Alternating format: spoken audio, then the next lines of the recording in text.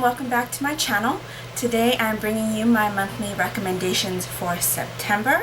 Monthly Recommendations is a Goodreads group that was created by Trina at Between Chapters and Kayla Rain. I'll link their channels down below as well as link the Goodreads group in case you would like to join us. This month's theme is back to school books, or books that are set in schools. When I think of back to school books, there are two authors that come to my mind as authors that I read quite a bit when I was younger, and those authors are Christopher Pike and R.L. Stine. I still own several of their books.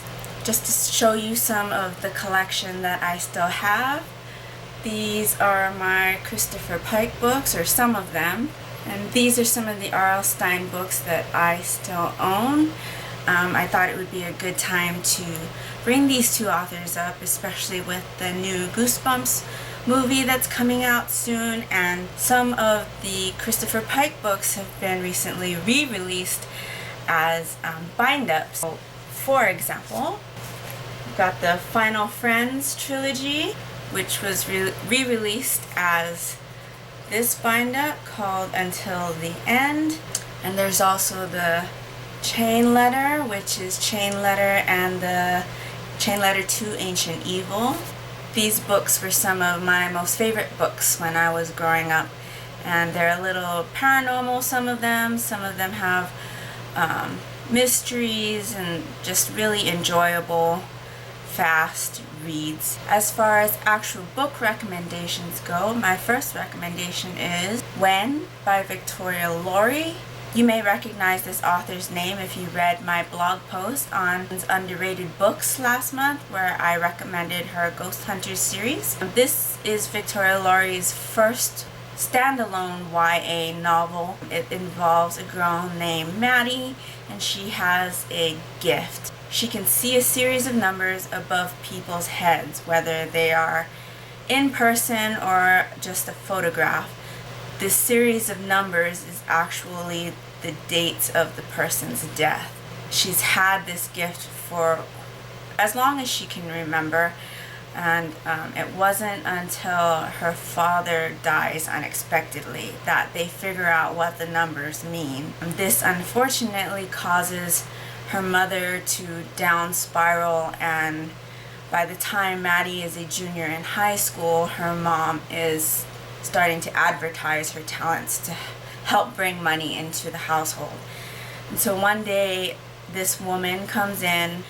Her child is undergoing treatment for cancer, and she would like to know if treatment is successful or not. She shows Maddie a picture of her children, and the child in question has a long life, but Maddie sees that another sibling doesn't have the lifespan the rest of the children has, and she tells her client this. The client gets upset and leaves.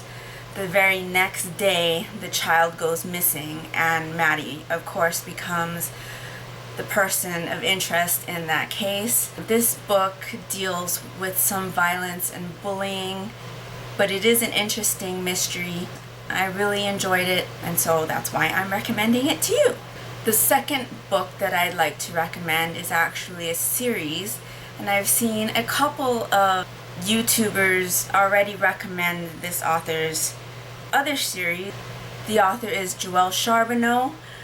The series that I'm going to recommend, I believe, was actually written before her series called The Testing, and this series is called the Glee Club Mystery Series. This is the first book of the series, Murder for Choir. This first story follows opera singer Paige Marshall as she takes a job at a local high school directing their show choir. In the course of training them for their championship performance, the rival school's director gets murdered. This series of books is, again, cozy mysteries, which is something that I really enjoy. They're super light reads, women sleuths, and the element of music, which I really enjoy. And if you enjoy the TV show Glee, I think it's something that you may find interest in as well. The third book I'd like to recommend is A Time for Dancing by Davida Wills Herwin. This story follows two best friends, Sam and Jules. It's the summer between their junior and their senior year, and Jules gets diagnosed with cancer. There is no cure for the type of cancer Jules has, and this story kind of explores the friendship between them and how their bonds grow and how it affects both of them. This was also turned into a movie, which I thought was very well done. This next book I'm going to recommend is something that I read just recently. It was something my daughter recommended to me, and so I am recommending it to you. The book is I Tell You I Love You, But Then I Have to Kill You by Ali Carter. This is the first book in the Gallagher Girls series. It follows a girl named Cami Morgan who attends the Gallagher Academy for Exceptional Young Women. She is a sophomore and she also boards at the school. Now this school is not like any other school. It is a spy school. The school is an all-girls school, and as I mentioned, Cami is a sophomore. By this time, she already knows 14 languages and a bunch of other spy-related stuff. This year, Cami and her friends are taking a class called Covert Ops, and they've got a new teacher, and he takes them out into the field on a mission. Cami's codename is Chameleon because she blends in very well. So as she is doing her mission, she thinks she's got it in the bag, only to find out that she has been seen. She's not only been seen, she's been seen by a boy. And this boy wants to make small talk with her and find out who she is. And, well, they go to a spy school. So when she's telling her friends about this boy, they think that he is what they call a honeypot. A honeypot, in their definition, is someone who uses romance to get at their target. So the girls decide that they're going to go on their own covert ops.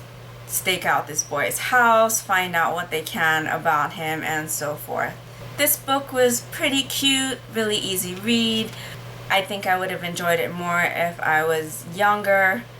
I think I will be continuing the series, so I thought I'd recommend it to you. Last but not least, I'm sure you noticed that I do read quite a bit of manga by my collection back here. I thought it would be a good time to recommend one to you. So the manga series that I am recommending to you is Ouran High School Host Club.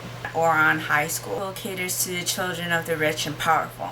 The high school gives away one scholarship every year, and Haruhi is the scholarship winner for the year.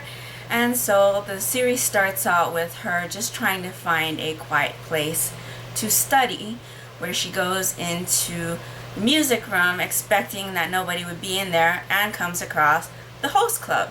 The host club is 6 good-looking boys, and the club is there to help bide the time of the girls in the school who have nothing better to do, basically. So they have like tea parties and themed parties where there's dress up, they do beach parties and all kinds of other events.